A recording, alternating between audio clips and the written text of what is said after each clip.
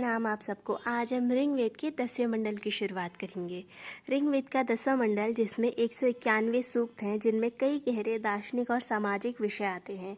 सृष्टि की उत्पत्ति, मृत्यु, विवाह, दान, मित्रता और सत्य का महत्व। सूक्त 1 से लेकर 18 जिसमें अग्नि, इंद्र और अन्य देवताओं की स्तुति है, जिसका अर्थ है कि देवताओं की महिमा और यज्ञ की सफलता में उनकी भूमिका। और इससे हमें सीख मिलती है कि सफलता के लिए सही सहयोग और आभार जरूरी है। सूक्त 19 से लेकर 85 विविध स्तुतियां और आशीर्वाद, जिसका अर्थ है स्वास्थ्य, दीर्घायु, परिवार की समृद्धि और सामाजिक एकता की प्रार्थना।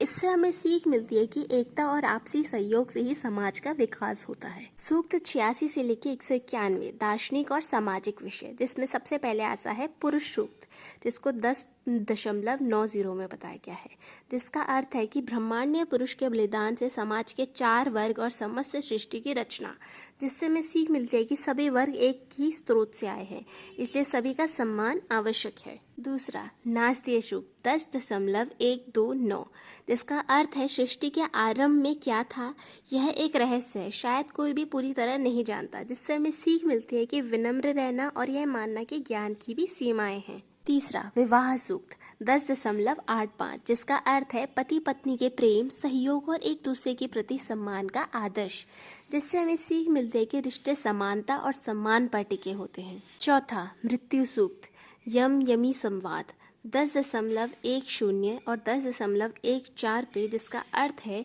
मृत्यु और परलोक की व्याख्या, जीवन के बाद भी आत्मा का अस्तित्व। इससे हमें सीख मिलती है कि जीवन सीमित है, इसलिए समय पर सही उपयोग करें। पांचवा दान और मित्रता के मंत्र 10.117 और 10.153, जिसका अर्थ है दान से समाज में समृद्धि और मित्रता से सुख। इससे हमें सीख मिलती है कि स्वार्थ से ऊपर उठकर मदद करना ही असली धन है।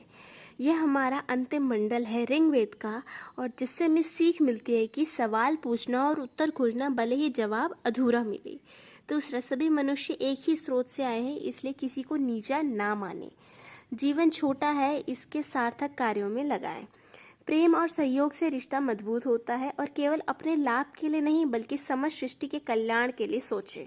और इसी के साथ हमारे 10वें मंडल की समाप्ति होती है, और ऋग्वेद की भी। और अब हम अगली वीडियो में मिलते हैं सामवेद के साथ। जय श्री राम।